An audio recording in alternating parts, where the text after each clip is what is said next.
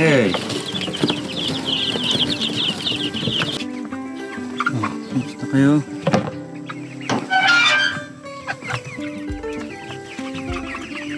Oh, nabuwang. Wala, nasa kawayan yung tali ah. Okay, di ko masabi kung nakaisa talaga ito si Whitey. Pero sana naman, malalaman na lang natin pag lumubo yung tiyan niya mga yan. So magandaan dito sa ating hydroponics, meron na tayong customer na, so kinukuha niya sa atin ng 3 for 100.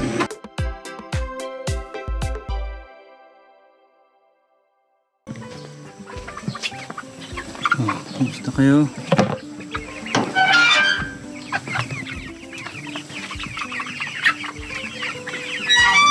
Sila, malapit na silang ilabas.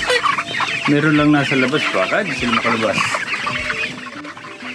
Pero should be, sa edad nila, nasa pasture na sila eh. Lalaki na kasi. Ang tataba, ang lalaki na. So once ma-out yung ating isang batch na nasa pasture, yan. Kalabas na rin sila. Ito, tandang ito na D959. Tandang tingnan. Hey! Hindi ko pa nga pala na-update itong board para sa batch 26 natin. Pero as of now, kailangan lang natin magbigay ng Premoxil sa kanila. Bacterial flushing. Third day nila. So maraming nag-react nung nakaraan about sa pagbibigay ng antibiotics sa sisiw. Pero yun yung nagwo-work eh. Yun yung kailangan namin gawin.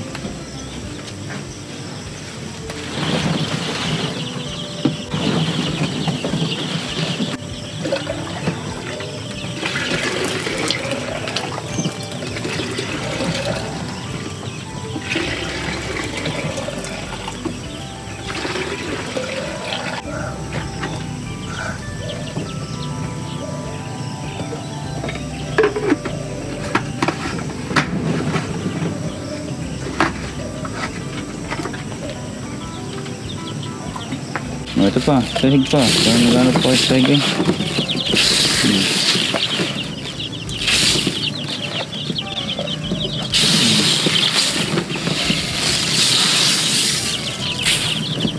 Then ito ang ating temperature, siya ay 31 to 33 na.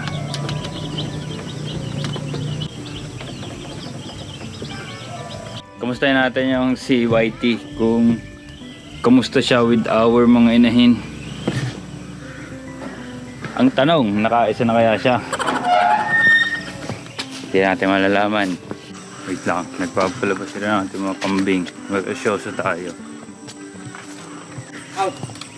Ano ba't kinukumod? Kinaasin? Gusto kayo nabuwang. Oh, nabuwang. Wala, nasa kawayan yung tali ah. Natubo na rin yung damo dito sa kambingan ah. Sabog. Napakabaho na yung nabuwangan. Nang ihi naman pala. So, wala naman basag na tae. Wala. Napakanghit na. Wala. Puro ihi lang. Tubo na dito. May nasasaid na yung ating mga kambing. Tuloy-tuloy na yan. Basta tuloy-tuloy din yung ulan. Ito yung mga gusto ng kambing, yung mga ganitong weeds na hindi naman damo. Mas gusto nilang sa idin niya kaysa sa yung tunay na damo na yung kinakain ng baka. Okay, tingnan natin si Whitey kung nakaisa ba siya.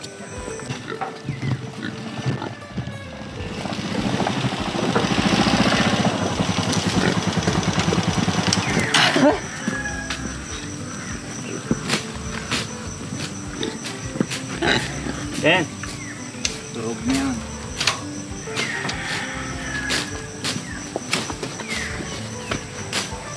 Oy, mukhang na-virgin na rin ito. Mapula-pula. Okay, di ko masabi kung nakaisa talaga ito si Whitey. Pero sana naman, malalaman na lang natin pag lumubo yung tiyan niya mga yan. Ano nga? Yung ating lettuce. Yun o, tumubo na. Meron ba hindi tumubo? Doon sa kabila. Yun naman dami. 4. Habol kayo. Yun, pwede na nating ilagay yung batch 30 dito sa system. Ilalagay na natin yan.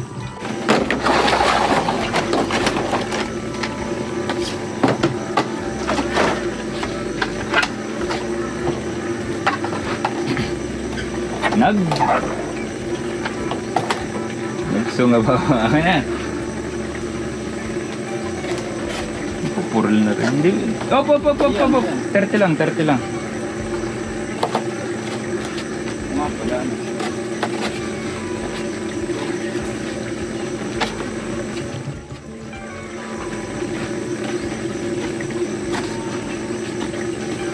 So, kagandahan dito sa ating hydroponics, meron na tayong customer na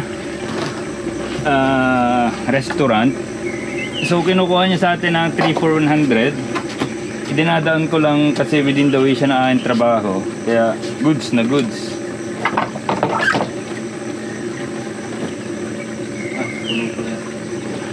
Puno pa.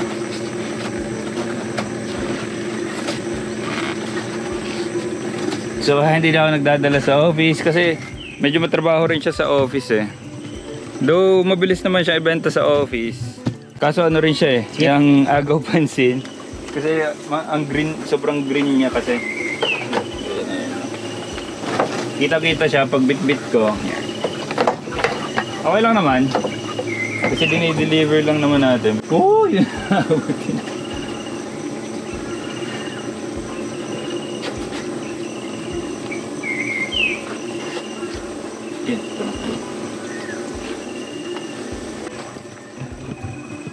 Dahan-dahon. Yan yung ating system. Mapupuno na.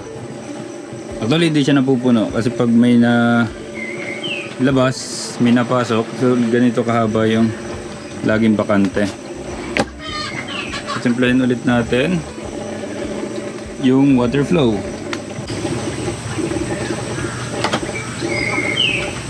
Init.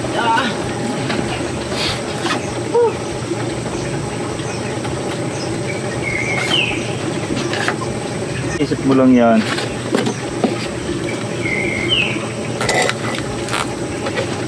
Okay, so yun na lang muna siguro para dito sa ating morning chores dito sa ating lettuce.